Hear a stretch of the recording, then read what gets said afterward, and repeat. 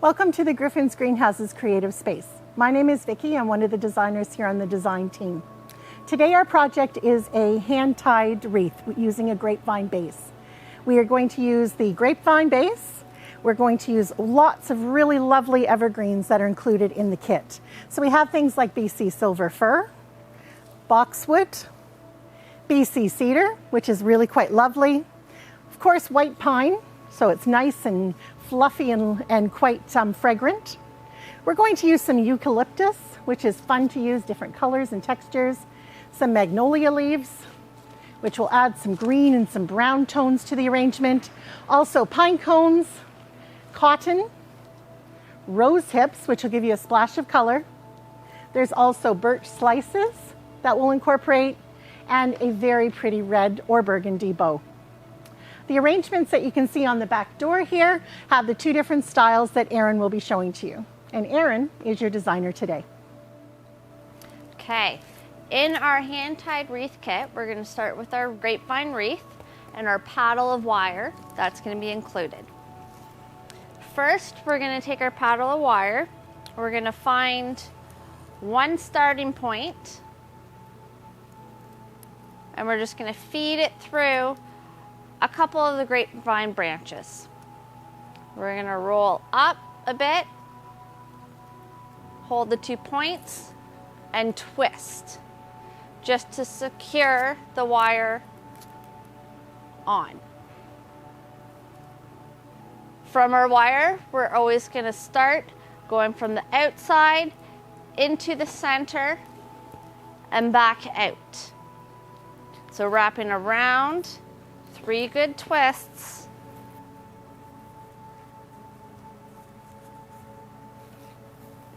From there, we could always place our paddle right into the middle of the table. I like to always start with our BC cedar. We're going to get it in one big long branch. You're going to want to cut this starting at the bottom branches up. It's more of a smaller piece. You may get some smaller pieces in total, but we don't need a lot of them. This is going to give us that real drapey. I can cut it in half again. Use more manageable pieces. I'm going to start by just draping some, overlapping, and wrapping the wire again around, pulling tight, maybe twice. And that's just going to start the draping of the edge. This is more of a layered game. We're going to call it a lasagna project. So I'm going to take some of my BC silver fir, snip off some pieces, break them into smaller, because we don't need large pieces in this project. Some smaller bits, bigger ones, breaking them in the 2 bits, more manageable pieces.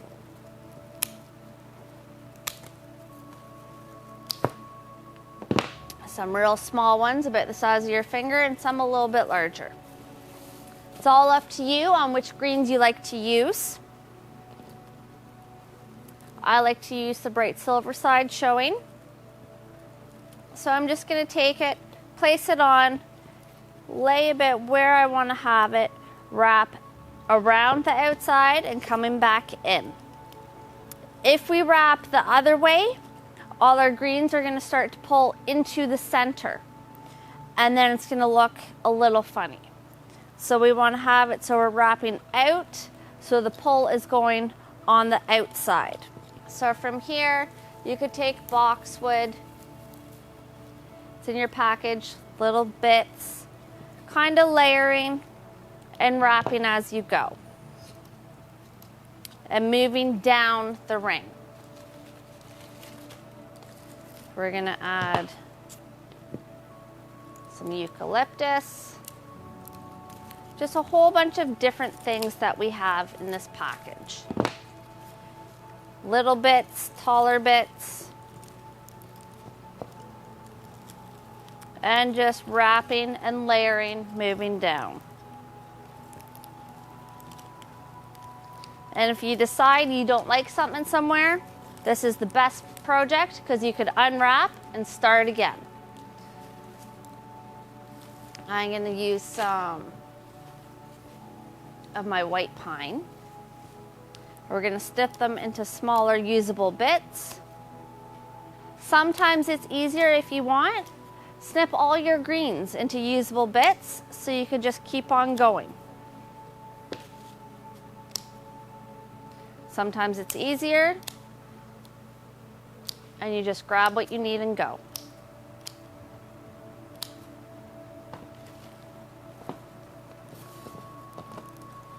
So in this, I'm going to take some white pine, add it in, doing the lasagna effect, just doing some layering. Thinking I'm going to go with some BC cedar again. I like tucking it more in the center ring so it droops down.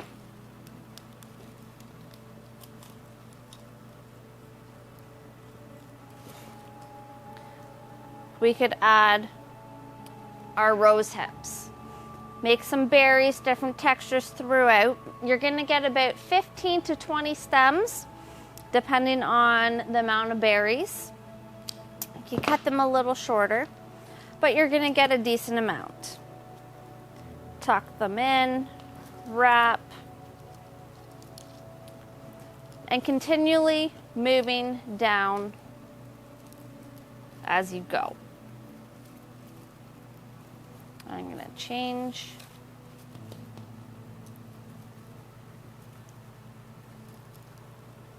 Pick pieces and wrap as you go.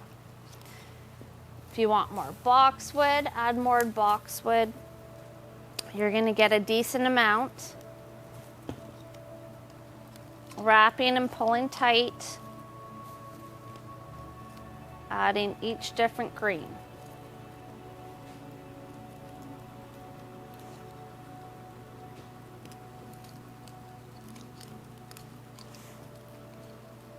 You could add your pine cones in,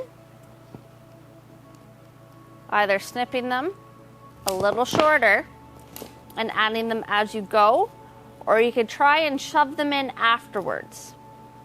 I like to shove them in as I go, but shove the stick as well right into the grapevine wreath. It's gonna actually have the stick come right in. It's gonna support it a little better. Don't just lay it down. And then once we do a pine cone, I'd like to give a good 3 wraps to kind of secure what I have in place. And then I'm gonna keep on going. I'm gonna add some more boxwood. And maybe another piece of the silver, but I want the green side nice and dark, so I'm gonna flip it over that way. I don't typically usually have a plan in mind, and I just see how it comes out at the end. If you're a planner, you could always kind of pre-lay a pattern or however you want it, but I just wing it.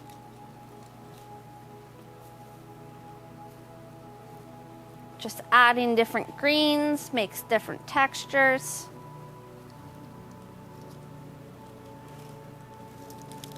And you go along.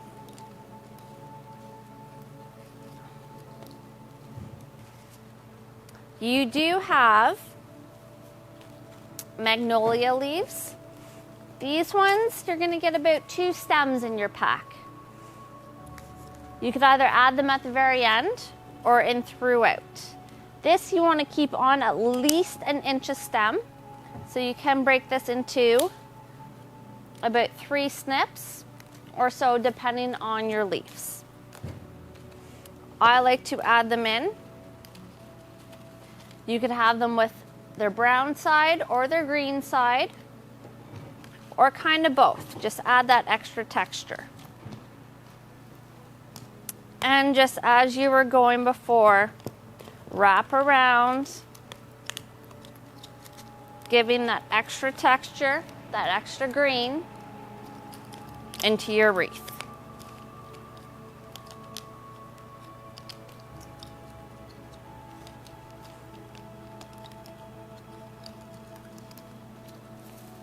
I'm gonna add some boxwood, because boxwood always goes very nice next to magnolia.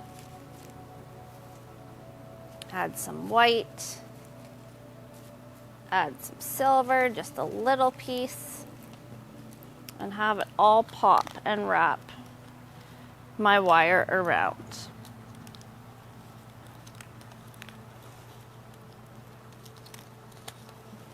Now in this case, I'm going to add some more rose hips, just kind of nestling it in. I'm also going to add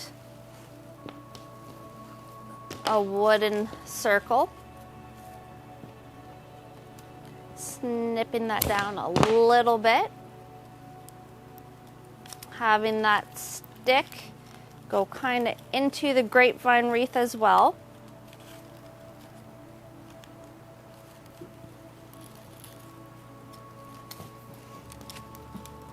And then maybe some cotton. You are going to get some cotton. You could choose to use it or not. This one's pre-wired. So the basic way you use it, you just go from the bottom and pull. So it's going to come in all little sections. It's going to be easier for you to work with.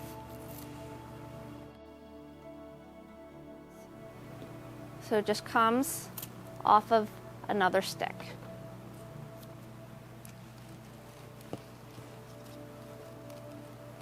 So I'm going to tuck that in.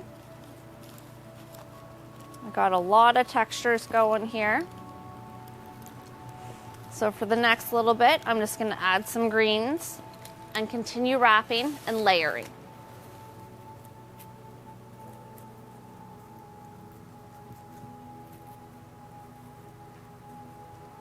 At this point, I have layered and gone through my different greens, kind of about a halfway point, since I am going to do the two-sided, and I'm going to show you how to finish off one side.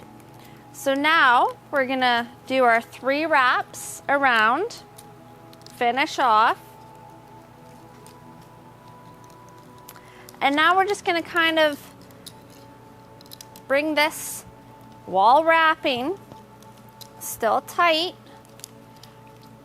around to our second starting point. So we're starting at the top, kind of about here, and I'm going to wrap 3 times.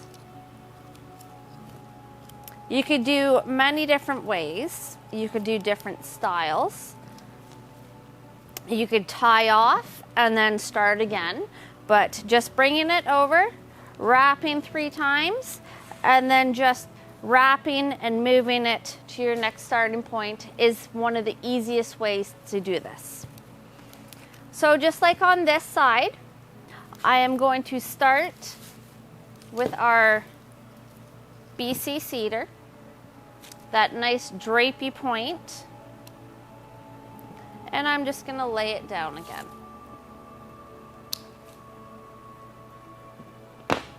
Get that nice green.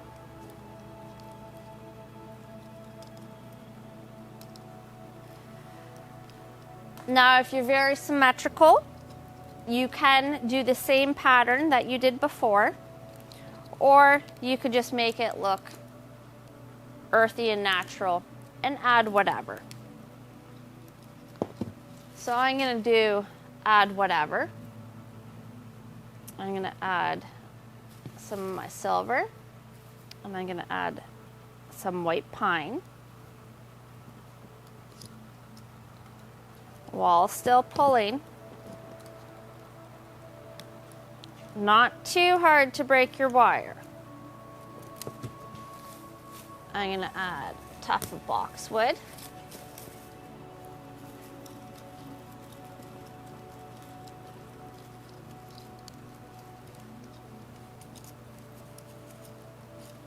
And then at this point, I'm actually gonna add one of my magnolia leaves. I like to tuck these off to the top or the outer side of the wreath just to add a little more texture and movement on the outside. Gonna do 3 wraps just to secure that and continue on with my wrapping.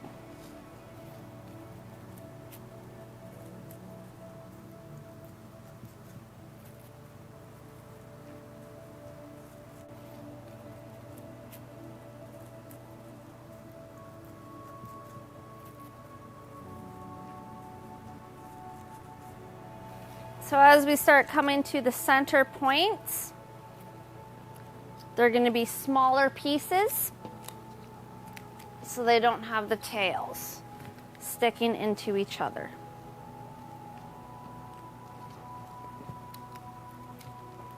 Just make sure it's coming together nicely. Add some more white pine for that Christmassy scent. I'm gonna add some green side of your silver fir, boxwood. Maybe add 2 stems of berries, clump a nice big clump of red there. It's all up to what you want to do and how you want your wreath to look. So as we're coming along, we're going to get some shorter pieces again, coming to that center point. There's always going to be an ugly point, and that's normally where you do the flip or where the 2 ends meet. And that's where our bow is going to hide a lot of the mistakes and flaws and the wire. So at this point, I'm just going to keep on wrapping around. Before I get right into it, I'm going to do 3 big wraps, kind of a little tie off just to secure what I have. Now the center part. You're going to start with your wire in the center. Sometimes it's easier just to lay this down. And you're going to have some branches going this way, and we're going to have some branches going this way. So it's going to do that bow tie effect. Just going to lay it down, see what I like. Most of it is going to be covered by the bow.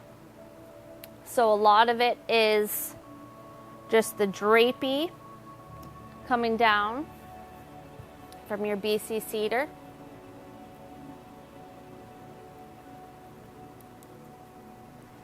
Just drape it down and get little tufts of your silver fir.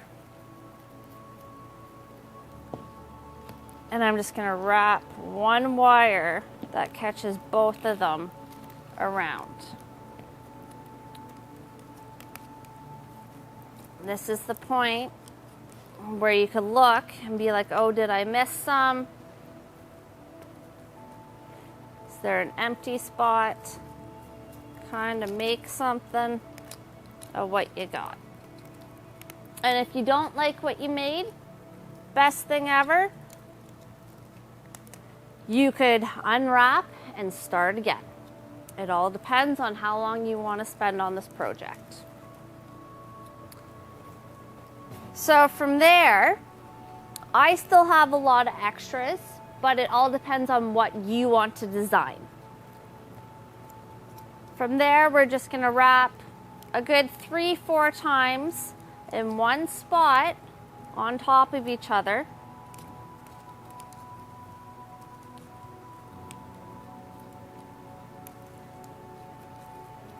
And then give some extra wire.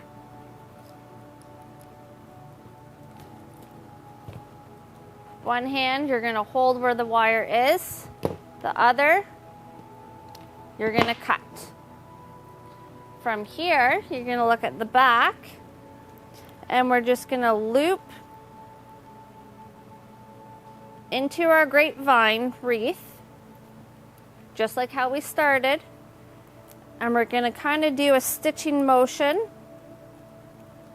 finding spots just to tie it off and secure it. So I do one loop like a stitch, and then I'm going to pull it back up and out. And then I like to just loop it and start twisting. Doesn't matter your method on tying it, just make it so it's secure and all your wire will not unravel. From here, I like the loop because now I have a little hook I could hang my wreath with.